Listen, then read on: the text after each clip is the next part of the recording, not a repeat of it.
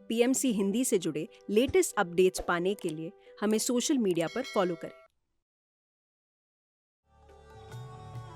जिंदगी में गीता का सार अपनाकर आगे बढ़ने वाली मधु रैना बताती हैं कि कैसे उन्होंने अपनी इच्छाओं को पूरा किया और गीता के ज्ञान को सरलता के साथ जीवन में उतारा। वे बताती हैं कि उन्हें बहुत पहले इस बात का आभास हो चुका था कि वे किसी दिव्य शक्ति से जुड़ी हैं और वो दिव्य शक्ति उनकी सहायता करने के लिए हमेशा मौजूद है। अब जब वे अपनी आध्यात्मिक यात्रा में आगे बढ़ रही हैं, इसी बीच कठोपनिषद से ली गई कहानी नचिकेता और यमराज का संवाद सुनकर वे अपने कुछ सवाल लेकर हमारे बीच आई हैं।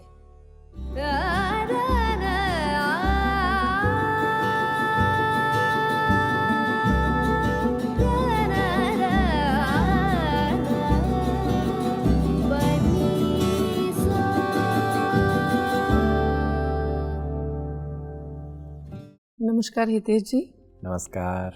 मैं मधु रैना गुड़गांव से हूँ और मैंने हाल ही में आपका एक एपिसोड देखा सत्यचिद आनंद की श्रृंखला में, जो कि कठोपनिषद से लिया गया था और उसमें कथा थी नन्हे बालक नचिकेत और धर्मराज यमराज की।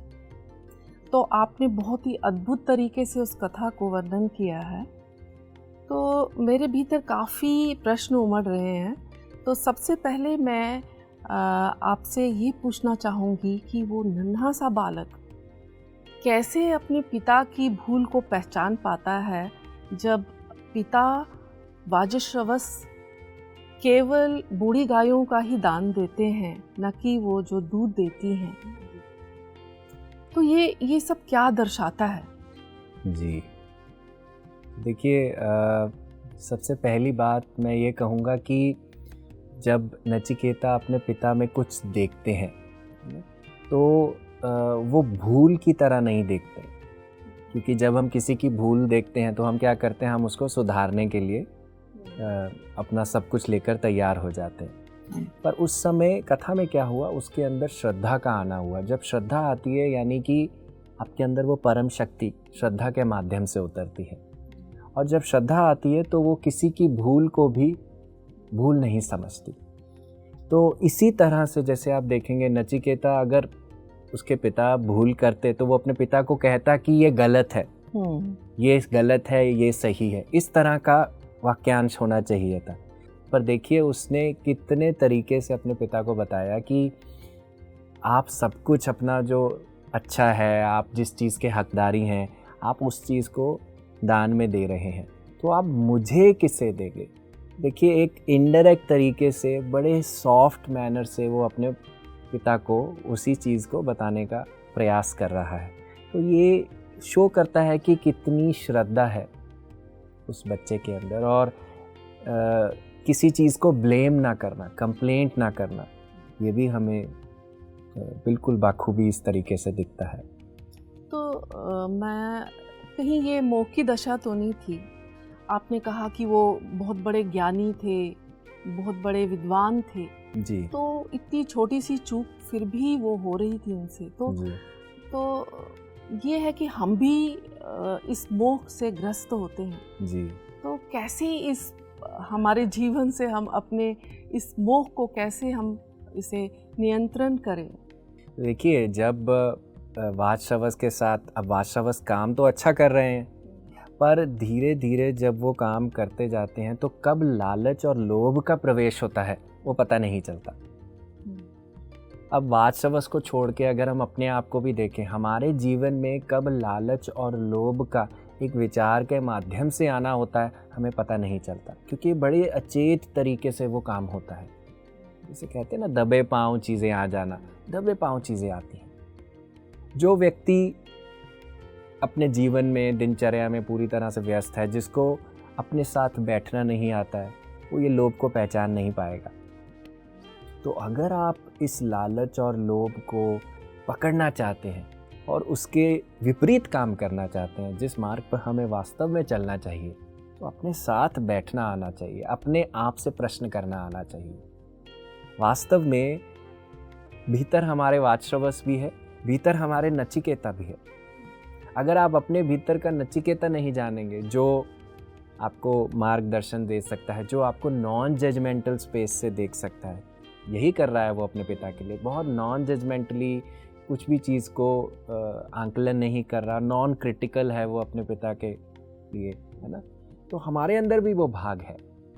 अगर हम उस भाग को अनुमति दें, और वो कैसे मिलेगी, जब हम थोड़ा रुक कर, टिक कर उस चीज़ के साथ बैठेंगे और अपने अंदर देखने का प्रयास करेंगे। फिर जो वाजश्रवस, जो चेतना हमारी कहीं ना कहीं वो जो लोभ लालच की आई, हम उसको थाम पाएंगे। बहुत मुश्किल है, लेकिन प्रयास तो कर सकते हैं। आप देखिए ना, एक छोटा सा उदाहरण देती हूँ मैं आपको।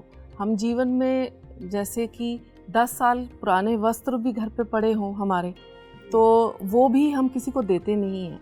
जब देने होते हैं, जब हमें त्याग करना होता है अपने वस्त्रों का, तो हम क्या करते हैं, अपने हेल्पर्स को जब देते हैं तो हम कहते हैं उनको, ये नए के नए हैं, हमारे लिए उपयोगी नहीं होते जी। हम कहेंगे उनको, ये नए के नए हैं, मैंने एक बार पहने हैं, तब से ऐसे हैं। तो वो एक एहसान भी जताते हैं, वो दान भी हम कैसा दान देते हैं जी।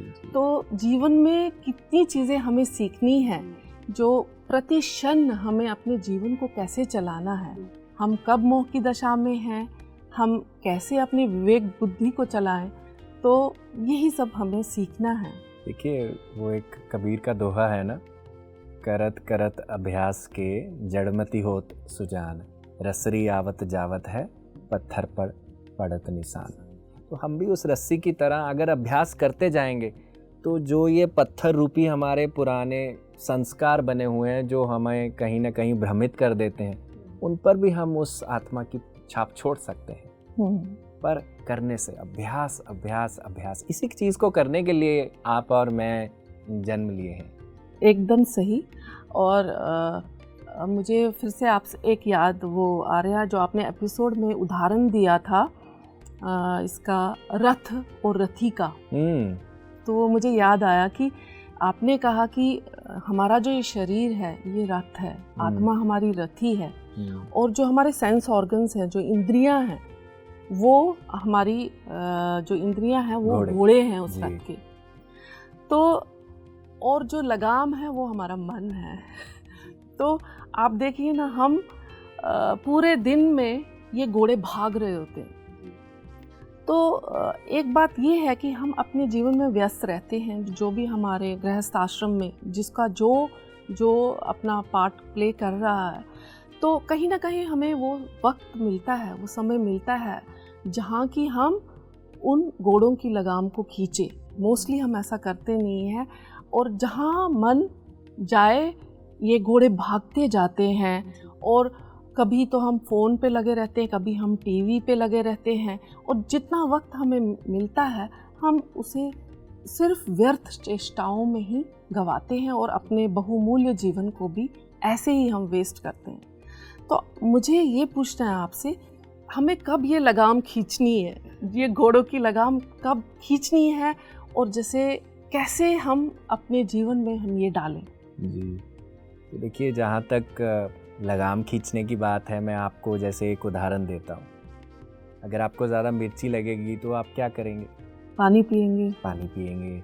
फिर मिर्ची कम खाएंगे और शायद थोड़ा मीठा खाएंगे, है ना। इसी से ही आप उसे मध्यम में जाएंगे। ठीक उसी प्रकार से जब हम अपने जीवन में कोई चीज़ ओवर एक्स्ट्रा कर देते हैं, उसको अति में ले जाते हैं, जब किसी चीज़ को अति में लेकर जाएंगे तो वो हमें तनाव देगी, भले ही वो शारीरिक हो, मानसिक हो, भावनात्मक हो, या बाहर की परिस्थितियों से हमारे ऊपर आए, पर वो तनाव का विषय बनेगा ही बनेगा। तो अगर हम किसी चीज़ को एक्स्ट्रा कर रहे हैं, पहली चीज़ तो ये हमें जान लेना है, उसकी अब लगाम खींचने की बारी है, कि उसको अब थोड़ा सा विराम देना है। और विराम कैसे दे सकते हैं? अपने दिनचर्या में वो चीज़ कुछ अनुशासन के रूप से डालें जो उस लगाम को खींच पाए। आप जीवन में अपना सारा काम करें, अपने घर परिवार में, ऑफिस में जो करते हैं वो सब कुछ करें, पर अपने लिए कुछ ऐसा अनुशासन भी बनाएं जब आप अपने साथ बैठें, थोड़ा ध्यान करें, तो उससे क्या होता है, आप अपने वास्तविक स्वरूप से जुड़ने का एक प्रयास बना रहे हैं। और जीवन में जब हम चलेंगे तो ये भी याद रखें कि जो भी मैं कर रहा हूँ, मैं कमा रहा हूँ, वो मेरा नहीं है, वो मुझे मिला है और इसके लिए मैं कृतज्ञ हूँ। तो जीवन की जब हर परिस्थिति के प्रति हम कृतज्ञ होने लगे, भले ही अच्छा हो ना अच्छा हो, और अपने अंदर एक अनुशासन बनाएं, अपने दिनचर्या में एक अनुशासन बनाएं, तो हम वास्तविक रूप से जिस चीज़ की लगाम खींचनी चाहिए, मन की लगाम खींचनी चाहिए, वो खींच पाएंगे। इंद्रियां भी ठीक होने लगेंगी। एकदम सही। हाँ, तो इस कथा से हमें जैसे पता लगती है कि जो ये नचिकेता हैं वो अपने दृढ़ निश्चय, अपने संकल्प शक्ति और अपने निडरता से कैसे सीधे धर्मराज यमराज से मिलने चले जाते हैं। तो वो अपने जो जीवन के महत्वपूर्ण प्रश्न थे उनको लेके उनसे मिलने को निकलते हैं। तो मेरा प्रश्न ये है कि ये जो प्रश्न हैं, जीवन के जो ये महत्वपूर्ण प्रश्न हैं, क्या ये प्रश्न हमारे लिए भी महत्वपूर्ण है, हमारे जीवन के लिए भी? जी, आपको क्या लगता है? मुझे तो लगता है कि ये तो बहुत ही, इनको जानना बहुत ज़रूरी है। बाकी हम सब जानते हैं व्यवहार जो चल रहा है, लेकिन इनको जानना भी बहुत ज़रूरी है। बिल्कुल। देखिए, अगर आपके पास जीवन में सब कुछ होगा पर आपको ये नहीं पता आप कौन हैं, तो जो आपके पास है क्या वो मायने रखेगा? नहीं। ठीक उसी प्रकार से, क्योंकि यह प्रश्न हमें खुद के वास्तविक स्वरूप के बारे में बताते हैं, फिर ही हम जो जीवन में करेंगे उसको पूरी संतुष्टि उसमें पा पाएंगे। कई लोग होते हैं इस जन्म में जाग जाएंगे, ठीक है, कई नहीं जागेंगे, वो अगले में। जो नहीं जागेंगे उनके लिए कोई आपत्ति नहीं है, वो कर सकते हैं जो वो करना चाहते हैं, जब उनका मन आए तब जागे। पर सबके लिए यह प्रश्न उतने ही महत्वपूर्ण है जितने नचिकेता के लिए। तो आपने जैसे बताया कि जब नचिकेता यमराज से मिलने जाते हैं तो वो बहुत ही आसानी से अपने 2 वर तो पा लेते हैं, लेकिन जब तीसरे की बारी आती है तो धर्मराज यमराज मजबूर हो जाते हैं उन्हें वो वर देने के लिए। तो वहाँ पे वो आत्मज्ञान जो होता है वो शुरू होता है, श्रेय और प्रेय का मार्ग। जी, आपने बहुत ही अच्छी तरह से उसे एक्सप्लेन किया है। फिर भी मैं ये पूछना चाहूँगी कि आमतौर हम जीवन प्रेय के मार्ग पे ही चलते हैं, क्योंकि हमारी जो अपब्रिंगिंग होती है, हम बचपन से ही हमें बताया जाता है कि आपको फोकस करना है, आपको पढ़ाई पे ही फोकस करना है, बड़े होके अच्छा इंसान बनना है, और वैसे ही हम क्या, शादी होती है, उन बच्चों के भी फिर बच्चे होते हैं, तो हम इसी चक्र में चलते रहते हैं। जी। तो कहते हैं कि कंफर्ट जोन, हम उस कंफर्ट जोन से निकलते नहीं हैं। जब तक नहीं कोई परिस्थिति हो या कोई घटना ऐसे घटी तो हम बोलेंगे, हे भगवान, मेरे साथ ही क्यों ऐसा होता है। जी। तो वहाँ पे हमें भगवान की याद आती है। तो मेरा प्रश्न ये है कि बिना कोई परिस्थिति के, बिना किसी घटना के, हम कैसे श्रेय के मार्ग को ही चुने अपने जीवन में? जी, देखिए, जो जीवन होता है, जीवन में हर प्रकार की परिस्थिति और घटना सम्मिलित होती है। जैसे एक रास्ता है, एक सड़क पूरी फ्री फ्लोइंग नहीं बनी होगी, उसके ऊपर कहीं जगह पर जाकर एक स्पीड ब्रेकर होगा। उस स्पीड ब्रेकर पर जब आप जाएंगे तो क्या होगा, आप अपनी रफ्तार को धीमी कर लेंगे, फिर आप आराम से निकल जाएंगे और आगे फिर से चलते जाएंगे। तो हमारे जीवन की जो परिस्थितियां हैं, जो घटनाएं हैं, वास्तव में एक स्पीड ब्रेकर की तरह है। वो आती हैं पर आपको नीचे गिराने के लिए नहीं आती हैं। जैसे कई लोगों का उसके अंदर जो तरीका होता है कि हे भगवान, जैसे आपने कहा कि ये मेरे साथ क्यों हो गया, है ना, मैंने तो मक्खी नहीं मारी, मेरे साथ क्यों हो गया। पर अगर हम इस दृष्टिकोण को छोड़कर हम ये देखें कि ये परिस्थिति और ये घटना से अगर मैं पार जाऊंगा तो मैं कहाँ पहुंचूंगा, क्योंकि ये परिस्थितियाँ और ये घटनाएं आपको कहीं ना कहीं अपने अंदर एक चेक देने के लिए कहीं ना कहीं प्रेरित कर रही हैं। जो अगर आराम से ड्राइविंग करता जा रहा है, जैसे ही स्पीड ब्रेकर आएगा उसको लगेगा अरे मैं क्या कर रहा हूँ, थोड़ा आराम से चलाऊँ, क्योंकि मेरे साथ शायद 2 जन और सवारियाँ भी बैठी हो सकती हैं ना। तो ये सारी चीज़ें हमारे अंदर एक प्यास पैदा करती हैं अपने आप को बेहतर बनाने के लिए, नीचे गिराने के लिए नहीं आती।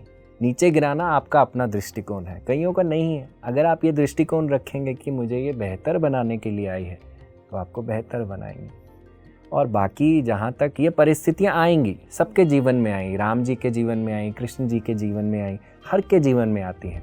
पर आप इन परिस्थितियों से वहाँ तक ही देखते हैं, छोटी सोच रखते हैं कि ये मुझे गिरा देगा, या लंबी सोच कि इसको पार करके मैं कहाँ जा सकता हूँ, अपने किस स्वरूप से मिल सकता हूँ, उसकी तरफ अगर हम वहाँ लंबी सोच रखेंगे तो हम वास्तव में ही फिर लंबा जाएंगे। तो ये भी है कि अगर हम बचपन से ही जो श्रेय का बीज है जी, वो बच्चों में डालें तो वो कहीं ना कहीं वो वृक्ष में पनपेगा बिल्कुल, और बिल्कुल। वैसे ही फल भी उत्पन्न होंगे। बिल्कुल बिल्कुल। देखिए, बच्चों पे अगर हम बात करेंगे तो माता पिता को भी वो संस्कार चाहिए। अगर माता पिता में संस्कार नहीं है तो हम अपने बच्चों पे वो थोप नहीं सकते।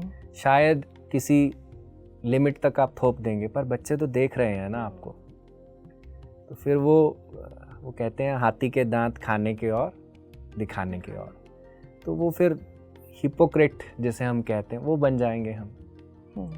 तो अगर माता पिता के आचरण में होगा और बचपन से हमें उस चीज़ का संस्कार दिया जाए और ये हमारे लिए महत्वपूर्ण रखा जाए, क्योंकि कोई स्कूल हमें नहीं सिखाता कि संतुष्टि कैसे पानी है, अपने आप को कैसे जानना है। कोई स्कूल नहीं हमें छोटे होते सिखाता।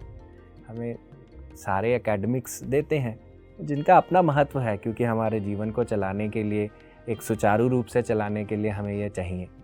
पर इसके अलावा भी बहुत कुछ है। तो वो उसकी नींव हमारे अच्छे माता पिता से ही, हमारे संस्कारों से ही डल सकती है। तो हमें माता पिता को ही पहले सिखाना पड़ेगा। जैसे वो ध्यान में आए, वो ज्ञान में आए, तो फिर ऑटोमेटिकली बच्चे भी उनसे वो संस्कार पाएंगे। जी बिल्कुल। बहुत अच्छा। तो जैसे यमराज ने इस कथा में फिर आत्मज्ञान के बारे में बताया, जी। तो हम सुनते रहते हैं, आत्मज्ञान के बारे में सुनते हैं, लेकिन एक विडंबना है हमें कि हम कैसे माने कि मृत्यु के बाद ये आत्मा निकलती है या आत्मा है। तो इसका क्या प्रमाण है कि आत्मा है?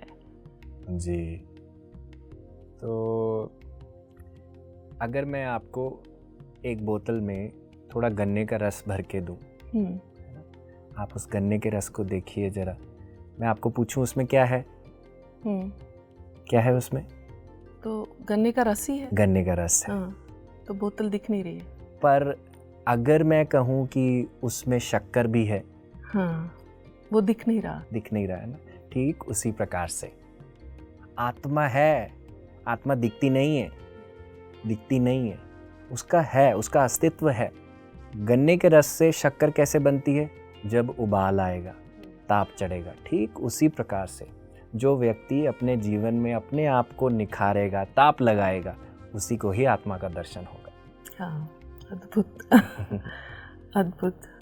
तो चलिए मधु जी, आज हम फिर ध्यान करते हैं, और आज का विषय जो हम ध्यान करेंगे वो होगा अद्वैत, क्योंकि आत्मा अद्वैत है, यानी कि उसका कोई भी दूसरा नहीं है, वो एक है।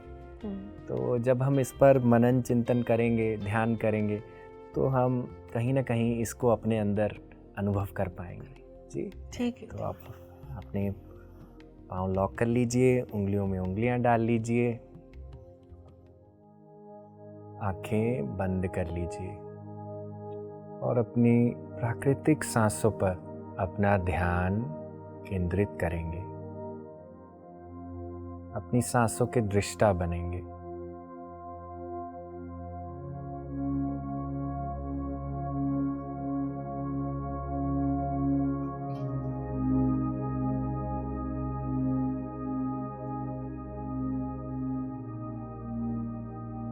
भीतर उठ रहे हर विचार को, हर सोच को छोड़ देना है, केवल अपनी सांसों पे रहना है।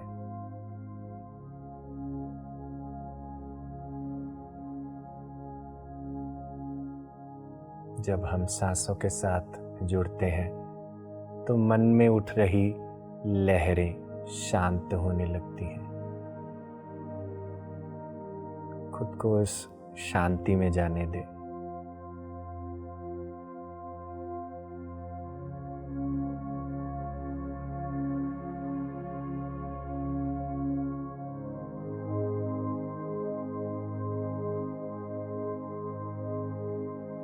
अब इस समय खुद से यह प्रश्न करते हैं, मेरे भीतर क्या ऐसा है जिसका कोई दूसरा नहीं है, जो अद्वैत है।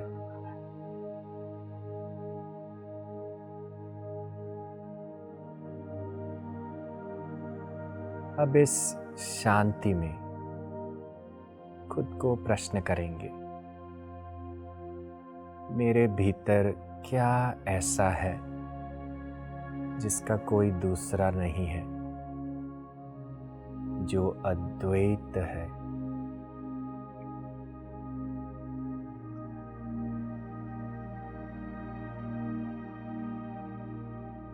अपने भीतर इस अद्वैत तत्व के साक्षी बनेंगे।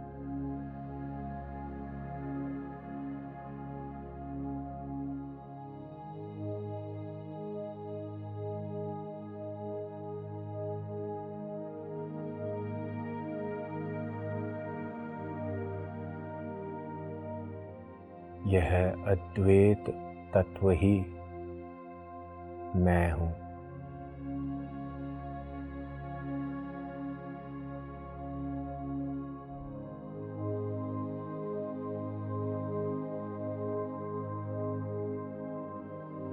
इस अद्वैत तत्व के अनुभव को धीरे धीरे अपने साथ लेकर हम वापस आएंगे। इसी संकल्प के साथ कि इस तत्व की ऊर्जा से अपने जीवन का निर्वाह कर सकते हैं।